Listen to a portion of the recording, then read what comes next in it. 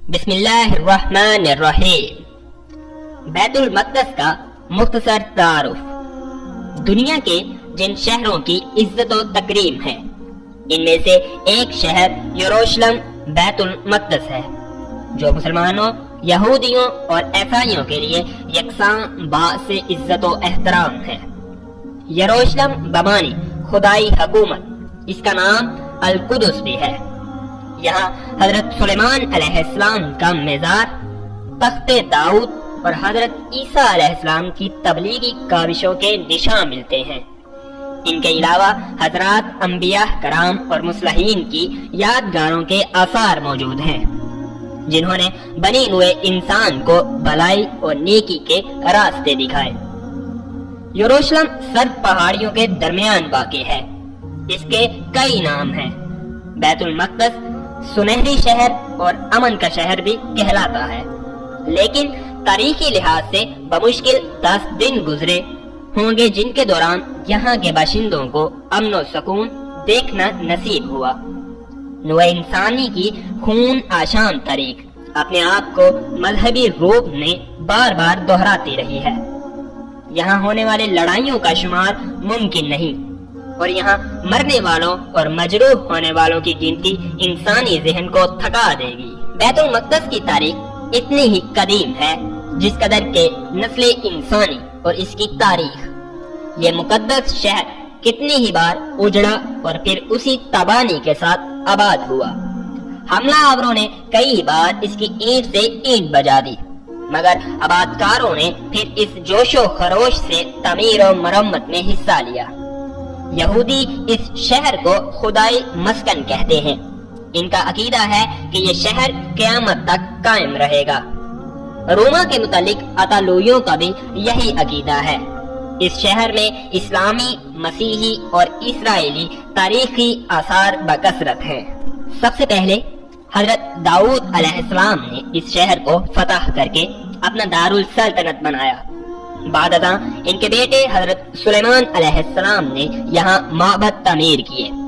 رفتہ رفتہ یہ شہر مذہبی اور روحانی مرکز کی حیثیت اختیار کر گیا۔ حضرت سلیمان علیہ السلام کے بعد اہل بابل یہاں قابض ہو گئے، پھر یہودی اور بعد ازاں یونانی اس پر قابض ہوئے، پھر یہودی دوبارہ قابض ہوئے اور ان کے بعد رومیوں نے اس شہر پر قبضہ کر لیا۔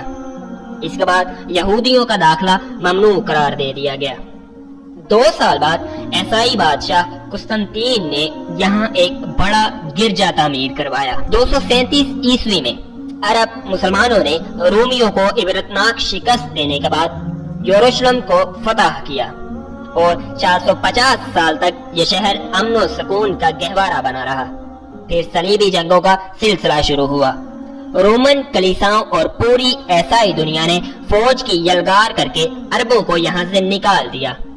517 عیسوی میں عثمانی ترکوں نے اسے دوبارہ فتح کر کے اپنی حکومت قائم کر لی۔ یہ شہر دنیا کی تاریخ میں اپنے جائے وقوع کے لحاظ سے عجیب ہے اور ڈلبان پہاڑی پر واقع ہے۔ اس کی حیثیت ایک جزیرہ کی سی ہے جو جنوب مشرقی کونے کے علاوہ پہاڑوں میں گرا ہوا ہے، جسے ایک وادی 2 حصوں میں تقسیم کرتی ہے جہاں شہر آباد ہے۔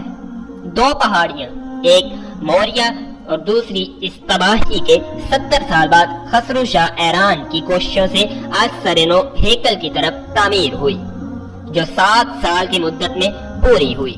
یہ شہر کسی درہ کے دہانے پر ہے، نہ کسی دریا کے کنارے اور نہ کسی اہم تجارتی شاہراہ پر واقع ہے۔ اس کے باوجود یہاں کبھی قحط نہیں پڑا، اور یہ شہر 3000 سال سے موجود ہے۔ عہد نامہ عتیق کے مطابق اس کی آبادی کو پانی کی فراہمی صرف نہرام الدراج دریائے جہون سے لائے ہوئے چشموں سے ممکن تھی، جو آج بیکار ہو چکے ہیں۔ البتہ گھروں میں حوض اور چشمے آج بھی ہیں، اور ان حوضوں میں موسم برسات کا پانی جمع ہو کر مکینوں کے لیے سال بھر کافی ہوتا ہے۔ اس شہر میں زیارتیں انگنت ہیں، اور کوئی شخص ان زیارتوں کو گائیڈ کے بغیر نہیں دیکھ سکتا۔ زائرین جو سینکڑوں میلوں کے فاصلوں سے یہاں پہنچتے ہیں، اس کے گرد و نواح کو دیکھ کر حیران رہ جاتے ہیں۔ اس کے اطراف میں پھیلی ہوئی بنجر وادیاں اور بے گیا پہاڑیاں ان کے لیے استجاب کا باعث بنتی ہیں۔ یہ مقدس شہر کئی بار اجڑا اور آباد ہوا، کئی مرتبہ زلزلوں سے کھنڈرات میں تبدیل ہو گیا، 20 مرتبہ محصور اور 18 دفعہ از سر نو تعمیر ہوا، دوبارہ مکمل بربادی ہو چکی ہے۔ بیت المقدس پر مذہب کی تبدیلی کے 6 دور گزرے ہیں۔ اس پر ایسا زمانہ بھی آیا کہ اس کو زمین کے برابر ہموار کر دیا گیا، گلی کوچے اور عمارتیں تباہ اور اس کے باشندے قتل یا جلا وطن کر دیے گئے۔